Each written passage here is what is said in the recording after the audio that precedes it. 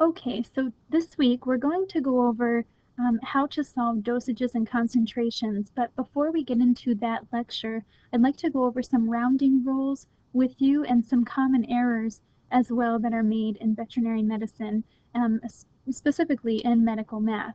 So I want to go over these rounding rules first. You will always use these rounding rules in our class and as you move on through the program so that we're all rounding the same way, we're all coming up with the same answers in the same way. So please follow these rounding rules. For animals' weights, when you find animals' weights, specifically if you have to convert them from pounds to kilograms, you're going to round animal weights to the nearest tenth. So you should be getting something along the lines of 12.1 or 17.5 or something like that. You shouldn't be adding to the hundredths or thousandths position. Always be rounding just to the tenths position for animal weights. If you are getting answers in mLs, meaning milliliters, you're going to round for the size and accuracy of your syringe. So let's say you have 0.32 mLs for one of your answers to the dosages and concentrations. You need to think to yourself, what size syringe will 0.32 mLs fit in? Will it fit in a 1 ml syringe? Will it fit in a 3 ml syringe? Will it fit in a 6 or 5 or 6 ml syringe? And so on. So now that's for size. Now when I'm talking about accuracy, there are hash marks on each of your syringes. These hash marks indicate how many decimal places you can round your answer to, depending on what size syringe you're using. So what you need to do is go over the syringe and its accurate measurements PowerPoint that I've placed in the dosages and concentrations week 4, and please start understanding what amounts of medication and liquids will fit into a certain size syringe for its accuracy. So 0.32 mLs will fit into a 1 cc syringe. And a 1 cc syringe will accurately measure to the hundredths place. So we can round our answer out to the hundredths place. And this gives us a very accurate measurement when we're giving our medication to our animal. So we don't want to be rounding up too high. We don't want to be rounding too low for an animal. We want to try and get it spot on as much as we possibly can. So if we can fit 0.32 mLs or cc's into a syringe, then we would want to do that. So we can fit 0.32 mLs into a 1 cc syringe. Now, just so you guys know, 1 ml equals 1 cc. So when we say grab 0.32 cc's, that also means 0.32 mLs. They're both the same thing in this case, okay? If you are getting answers in milligrams, you'll see that sometimes we only have to find milligrams for our dosages and concentration answers.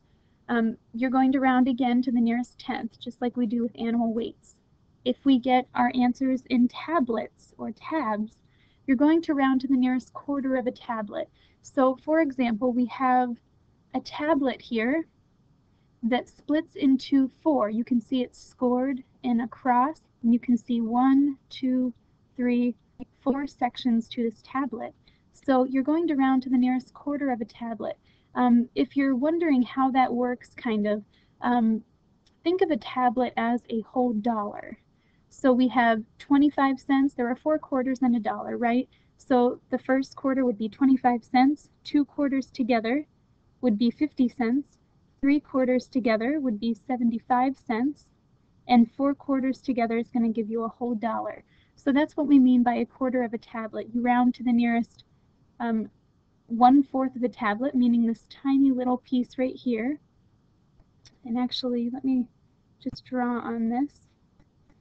So this would be a quarter of a tablet right here. If it says half a tablet, you're rounding to the nearest half of the tablet, which means this whole half of the pill. When it says 3/4 of a tablet, that means a whole half plus a quarter of the pill. And when you add this last quarter tablet here, you're looking at the entire pill, okay? Now, this one right here is only scored in halves.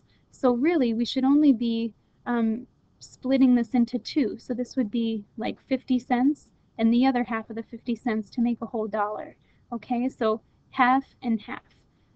Now, for our purposes in this class, you will always round to the nearest quarter of a tablet. But when you get out into veterinary medicine, make sure you take note of what the tablet looks like and how you should be splitting it up. Okay? Now, answers in capsules or caps. You're going to round to the nearest whole capsule. So if you were to get something like 1.5 caps, you can't really give 1.5 capsules. What happens when you break open a capsule or try to split it in two?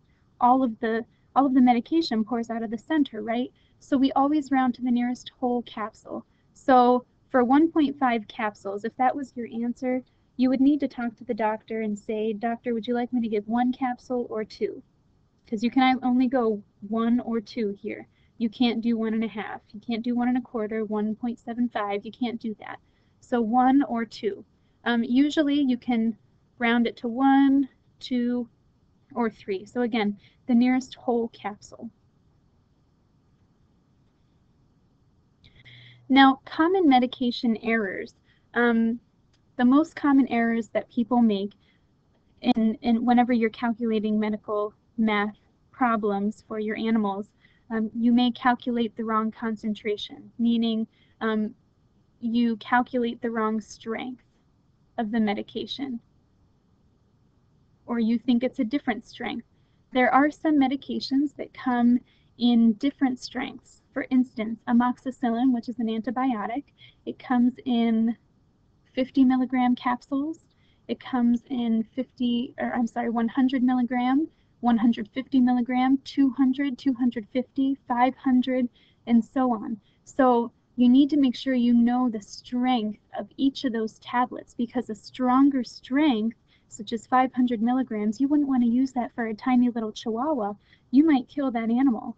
So usually those 500 milligram amoxicillin capsules are used for big dogs or bigger animals, okay? So always pay attention to the strength or the concentration, that you have the correct concentration when you do your med math. You may misunderstand the drug orders. Sometimes you get into emergency situations or ones where everybody's kind of yelling at once to try and help an animal, and the doctor yells out one drug order to one person, another drug order to another vet tech, and then one to you.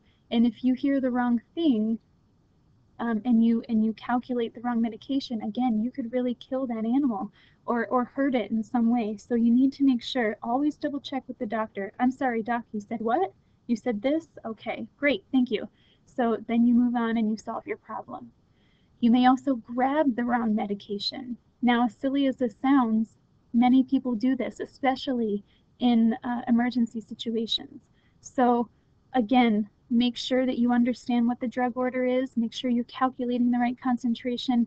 Make sure you grab the correct medication. Look at it on the shelf. Make sure that you know what it is in your hand. Always look at it.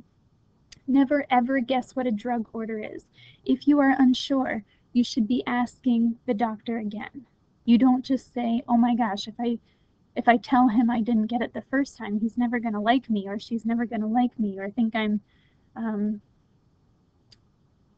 proficient at this, or I can do this." That is not the case. A doctor would always rather that you ask if you are unsure what he or she said before you just give something willy-nilly and guess what that drug order was.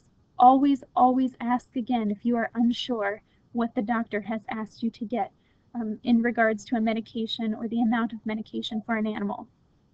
Now, to prevent errors, one thing that we teach you all, and that we have also been taught, is that you look at the bottle of medication 3 times before administering it to an animal.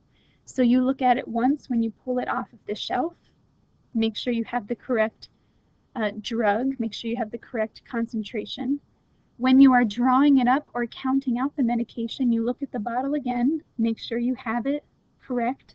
And when you put it back on the shelf, you turn it around and look at it one more time. Again, make sure you have the correct medication and the correct concentration.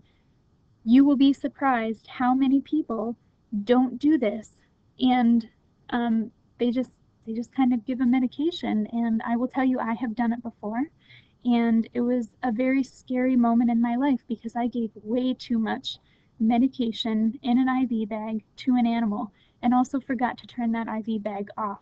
So an entire liter of fluids went into a small cat, and I definitely could have killed that cat.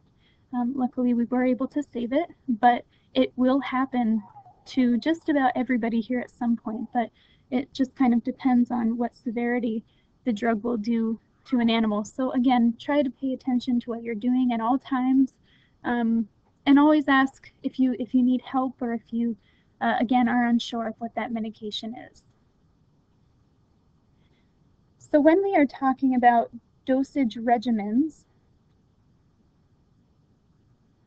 we're talking about the following. A dosage regimen includes a dose, which is the amount of medication given each time, the route of administration you're going to give that medication, and also how often you're going to give that dose. Okay, so for example, a dosage regimen may say something along the lines of give one 250 milligram capsule, PO, this is our route of administration, TID, how often we're going to give it, and then also usually for how long, 14 days. So give one 250 milligram capsule by mouth 3 times a day for 14 days. Okay, so this again, this is kind of our code as veterinary technicians and veterinarians that we're going to use.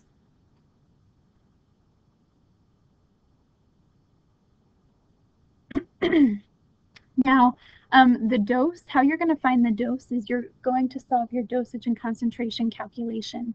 Now, the second part of your dosage regimen is the route of administration, and we have gone over this before.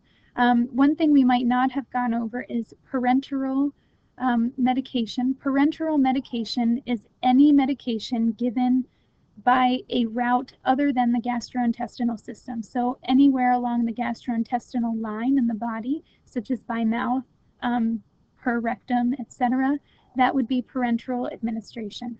So you know all of these. When we are giving a medication in an IV, it may be in a bolus, meaning one big dose of medication, or a slow drip. We're slowly infusing that animal over time with a medication.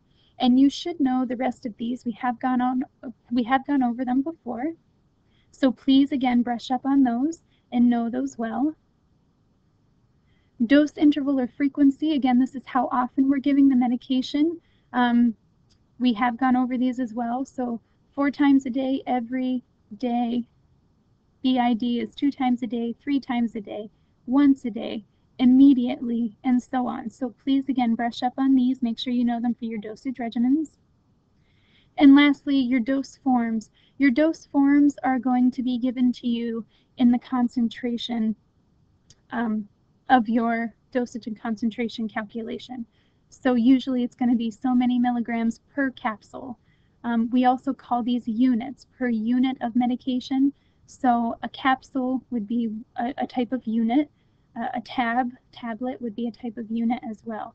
So when we get into solving dosages and concentrations, this is what you're going to be looking at whenever we talk about dose forms or units of medication.